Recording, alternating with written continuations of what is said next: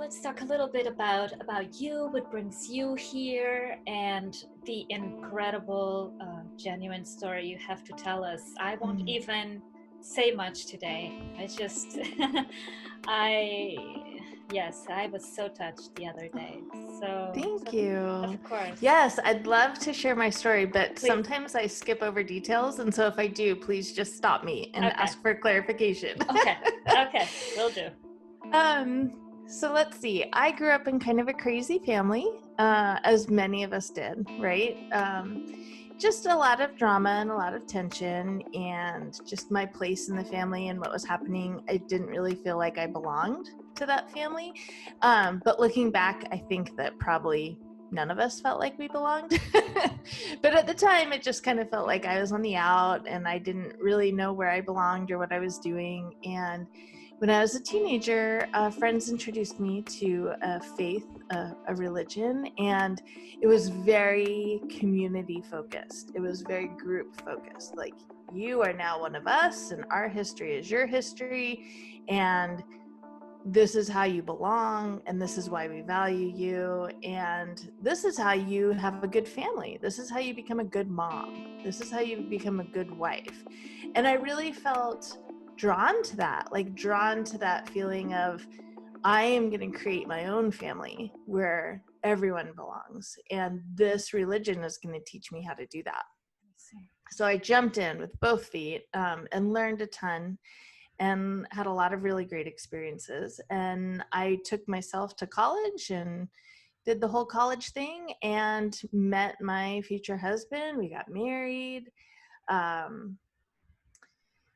Started having babies.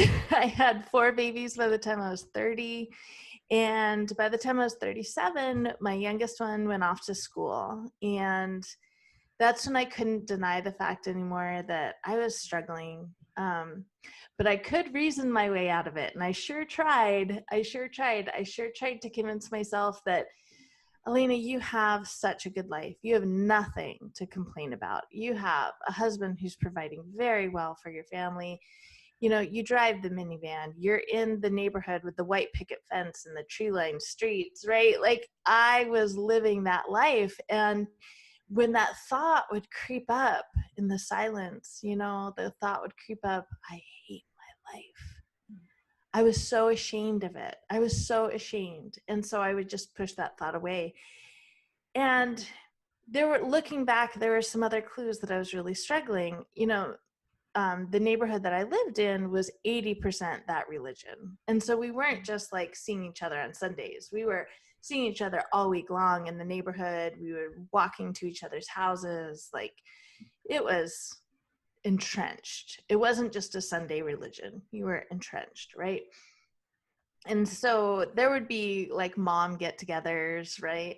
Girls' night outs and stuff like that. And a very common part of conversation were women talking about their mental health struggles. And they would compare doctors with each other. They'd compare medications, dosage, like the whole thing.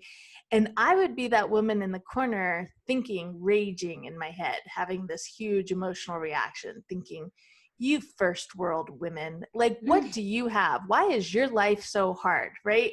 And I was doing that whole comparison thing that we as women do so often of, well, my struggle, my trauma, my whatever isn't that bad. I can't give it that much attention because my good friend or my sister or the starving children in Africa, right?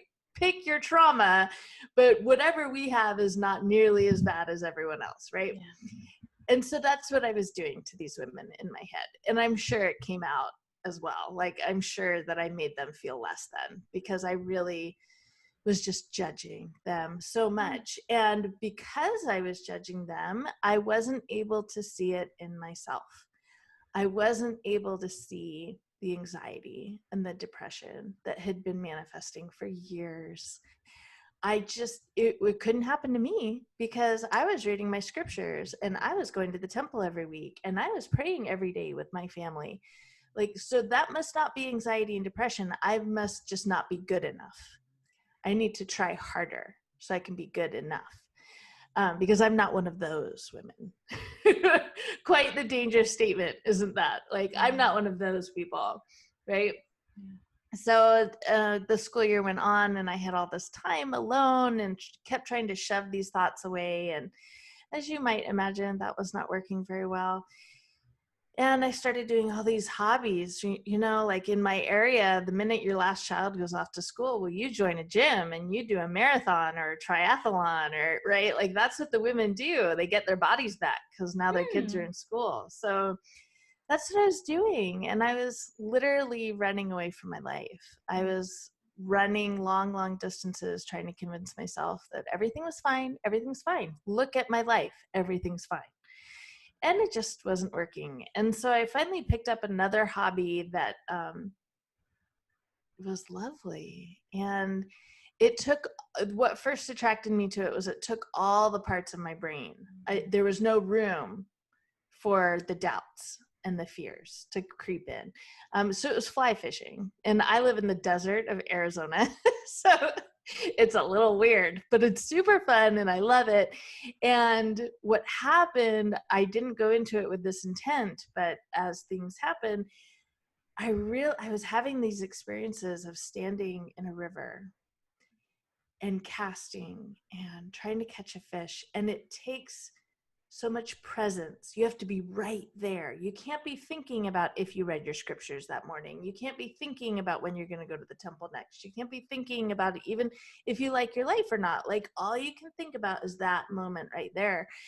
And now looking back, I've realized like that really opened my heart and it allowed me to be with myself. And by doing that, by being with myself and not having any room in my head for judgment, for self-judgment, I was able to realize I really didn't want to be with a man anymore. And in fact, I was completely and totally in love with my best friend. And that was pretty hard to take.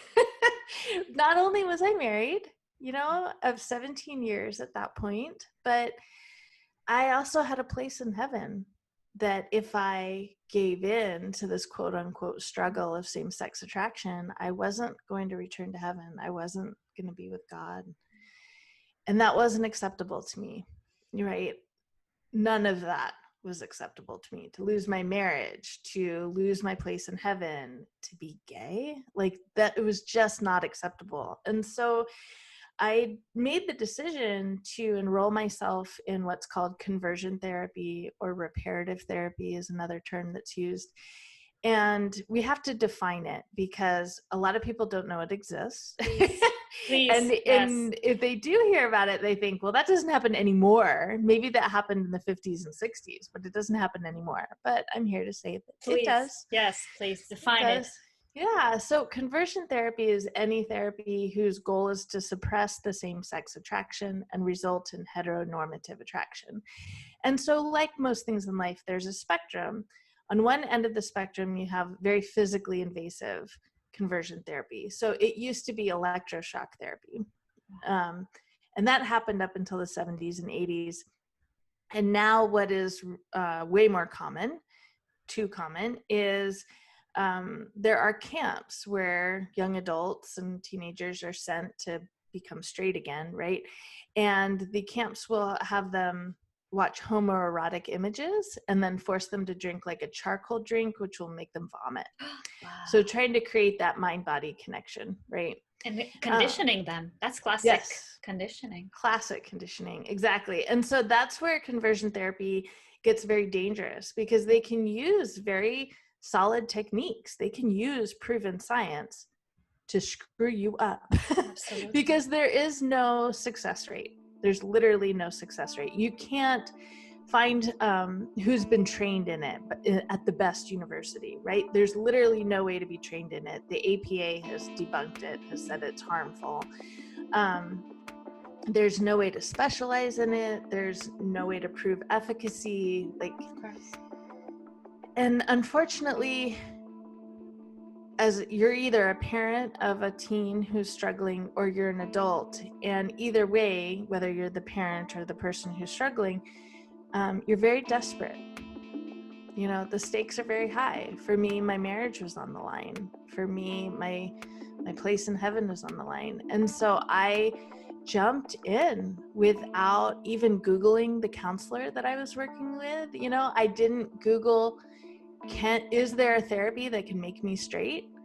You know, I didn't do any research. I just had these blinders on because I was just so desperate for it to work. And it wasn't cheap. So I didn't go through the viewing videos and stuff. So I went through a type of therapy that said, something damaged you when you were younger that made you think that you were attracted to women. And so we just need to heal that moment in your past, and then you won't be attracted to women anymore. And so that was my experience with conversion therapy. And so I went 4 days a week, 2 hours a day, for 6 months.